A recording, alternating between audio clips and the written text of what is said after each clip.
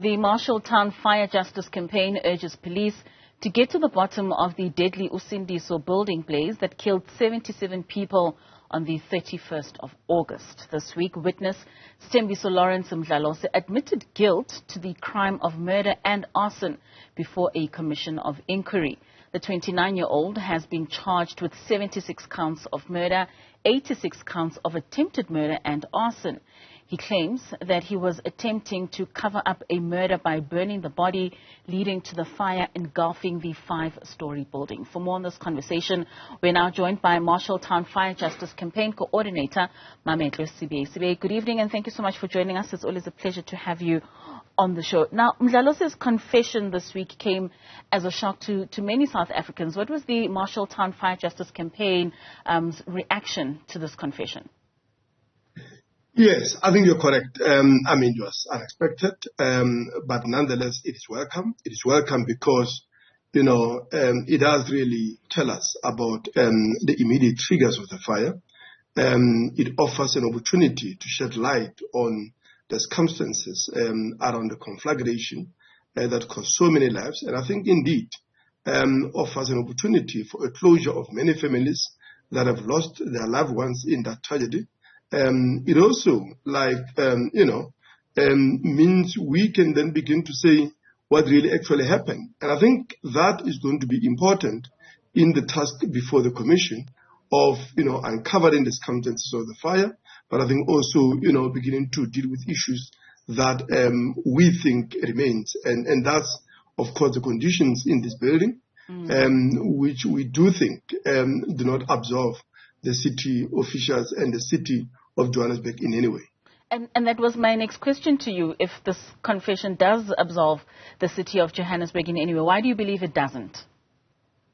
Well, there are two things. One is that I think in respect to the current accused before court, we do believe that he need to be judged, he need to be prosecuted for the quality of the murder that he was trying to cover up, for quality of, the murder of, all the 77 people. We do want justice to prevail. We want, him and the people behind, the murder that they were trying to cover, as well as, of course, the criminal extortion happening in Usindiso and many of these buildings, to be held accountable to the maximum prejudice of the law. So we think that these people need to be punished severely so. But that said, we need to ask ourselves a question, right? This confession explains what triggered the fire. It doesn't explain how can, somebody trying to burn, a body in one room, that fire end up getting the entire building into conflagration. For that to happen, the conditions in the building must actually be equivalent to a lake of fuel. And this we've seen in that tragedy, but also in a recent tragedy, in the other building, the recent one in Johannesburg that killed about 2 people and injured about 4. We've also seen it in Bartley's buildings and other disasters in Johannesburg. And I think these, unfortunately, have to do with the state of these buildings, many of which are in complete dilapidation, and there's, degradation, and the conditions of safety there are a matter of concern, but also it just means that these buildings are a disaster waiting to happen.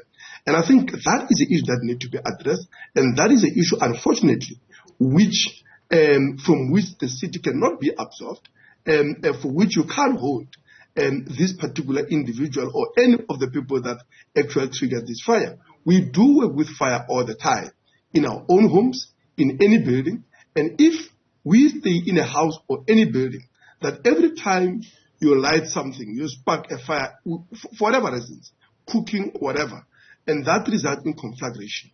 That means that building is not safe.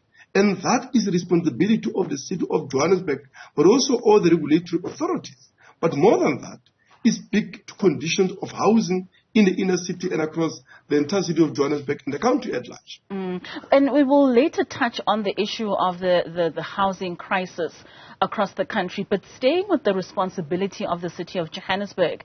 We do know that many of these buildings are allegedly hijacked buildings. how else is then the City of Johannesburg meant to keep up with the maintenance of these buildings? And why do you believe they are unable to be able to solve the issues of these hijacked buildings?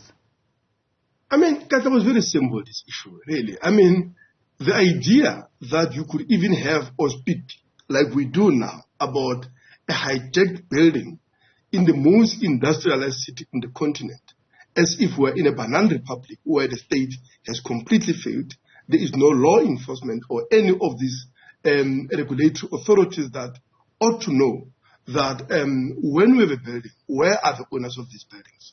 Now, most of these buildings belong to the city.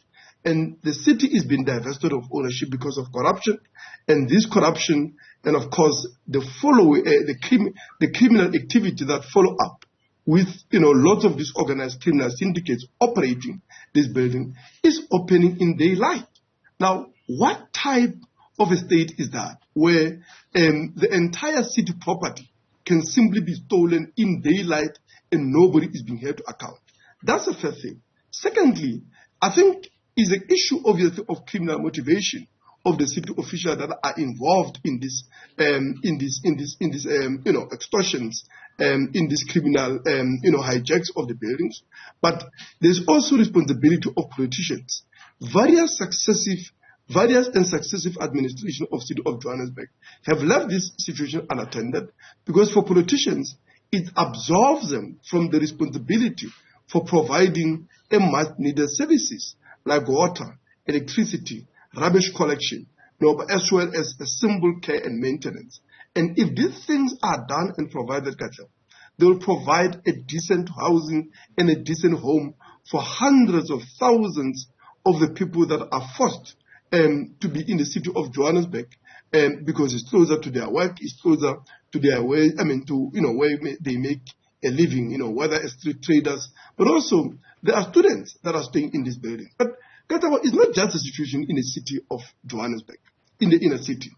You have a situation where whilst we talk about fires in the inner city, we have a permanent state of disaster in informal settlements, in black working class townships, areas of Soweto, Alexander, all of these areas, right? People are dying day in, day out, whether it's because of flood, whether it's because of fire, whether it's because, of other disasters, that because of poor housing, people are exposed and vulnerable to that type of tragic events. And I think this is a situation we need to speak to, because 500,000 housing backlog in Johannesburg, the human face of it is these poor people who are dying. But also 13% of people who are said to be staying in informal settlements. There is 3.7 million housing units that are insured in this country. It's an indictment on the ANC. It's an indictment on the entire political establishment, on their neoliberal policies that cannot address this crisis. And it's an indictment on capitalist system. And that is the reason this establishment need to be relieved of political power.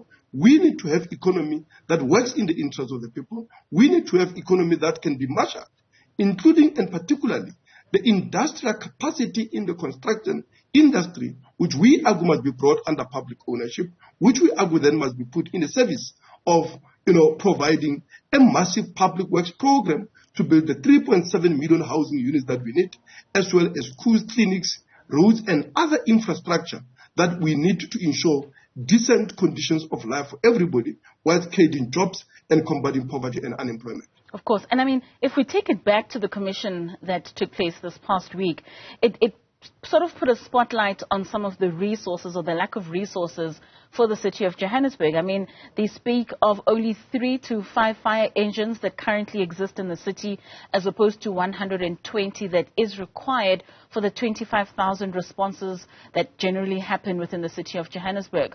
What's your call to that?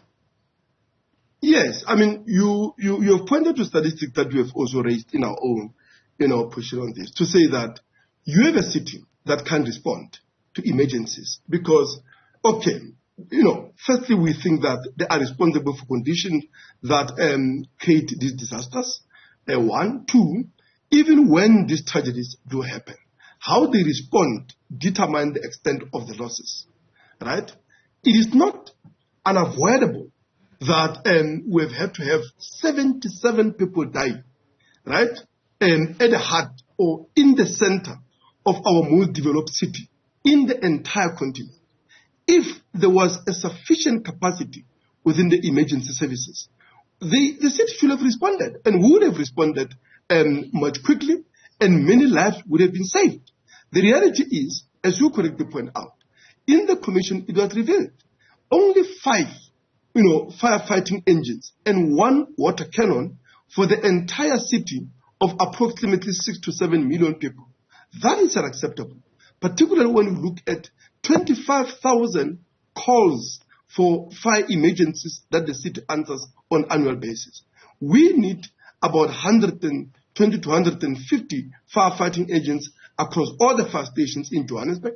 But I think this is a reality that applies to all the major cities. But also there are a number of things that need to happen in terms of the infrastructure, and not only in the city of Johannesburg, but across the country. And I think, for me, this is the reason that we've got to ask ourselves, how is the industrial capacity in this country, in the economy, staying idle at a time when there is so much backlog in the infrastructure? It's about housing, it's about roads, it's about emergency services. We have to accept, for instance, that climate change means a lot of these disasters are going to be recurrent, they are going to be severe, and how we